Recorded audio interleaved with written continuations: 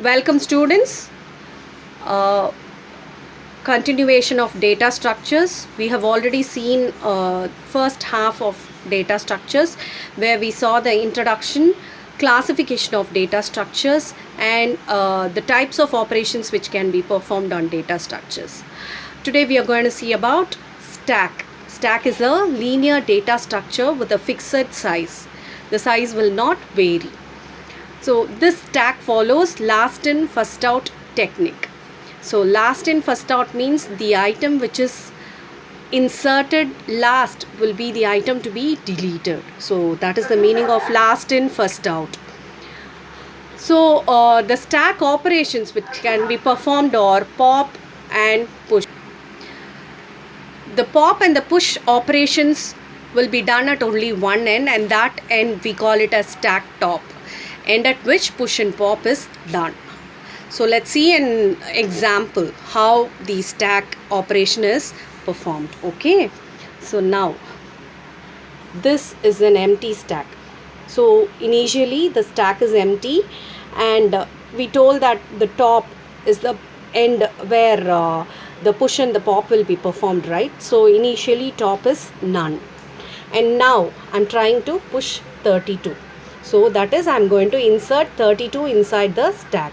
So 32 is inserted.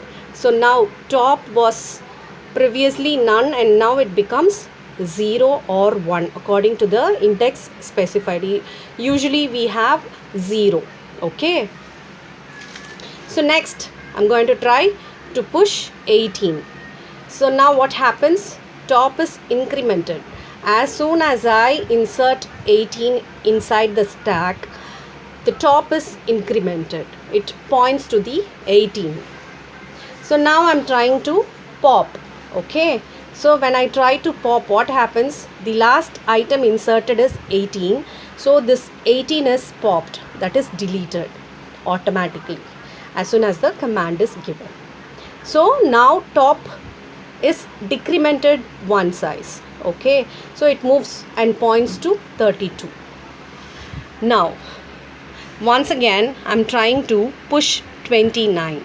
So 29, when I push 29, top is incremented and it points to 29. Now I'm pushing 11. So 32, 29 and 11. So now top points to 11. So now I try to pop. What happens? Initially it was 32, 29 and 11. So 11 is the last item which was inserted. So 11 is popped. So what happens? Top is decremented and it points to 29. So this is how the stack operation is performed. Okay, the push and pop works this manner. The other stack terms are peak, overflow and underflow. Peak is like we inspect or we know about the stack top's value, which value is at the stack top. So to know that we use peak without removing it. So when we pop only we know the top item, right? Without removing or without popping, to know about the top item we use peak. Next is overflow. Overflow is an error condition. Okay, when the stack is full and we try to push an element inside the stack, what happens? Error is thrown because we cannot push any item inside when the stack is full, because stack is a fixed data type. Its size cannot be varied or it cannot be increased. It's a fixed one. Underflow, when the stack is empty and we try to pop an item, when the stack is empty we cannot delete any item from it, right? So that's one kind of error. So this happens when we try to pop and the stack is empty. So we cannot pop. Now stack is a dynamic data structure. It is a linear type and a dynamic data structure because the fixed size varies, like it varies according to the pushing operation and the popping operation. So it increases till the fixed size until we push elements, and it decreases as we pop it until it becomes empty. So it is a dynamic data structure. Using stack, we can handle integer data types as well as string data types and also list. Okay, so now let's see how to handle a string or a character. So we are going to see an example. So initially stack is empty and the size of the stack is 4, 0, 1, 2, 3. Initial index is 0, lower bound is. So initially when the stack is empty, we have top is none and the whole stack is empty. So next we are going to push A. So now top is none and it changes to 0. Okay, it changes to 0 and we insert A to the 0th position, that is the first position. So now 0 is top.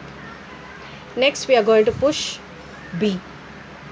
So top is 0 and now top becomes 1 and B is inserted in 1th position, that is 1th index, and top is incremented to 1, so it points to the 1. Next we push C. Top from 1 it becomes 2 and C is inserted in 2nd index, that is 3rd position, and now top is pointing to 2. Now we are pushing D. So initially, that is previously top was 2 and now top becomes 3 and D is inserted, so top points to 3. Now the whole stack is full. Okay, so it is full and now I try to pop. What happens? From 3 the top is moved to 2 and D is deleted, so 3 becomes empty. Here when I mean empty, it will not be empty.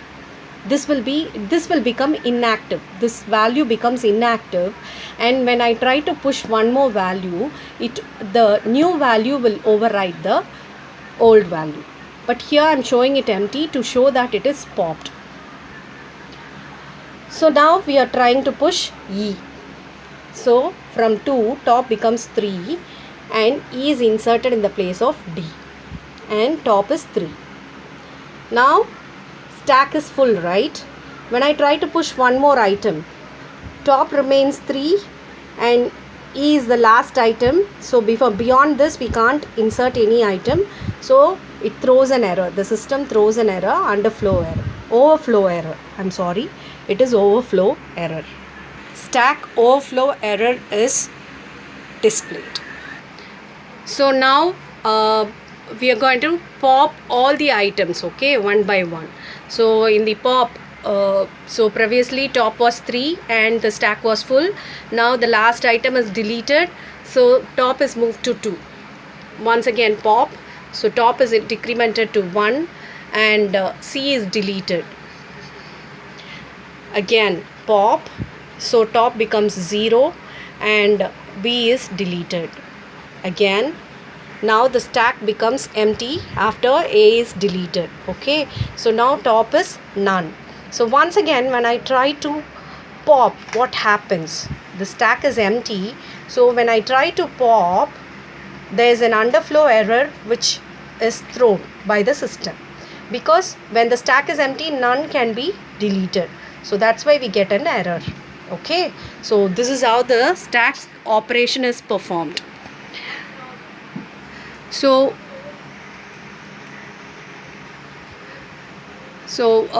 we'll be seeing few more examples in the next session, and now with this session is completed. Thank you.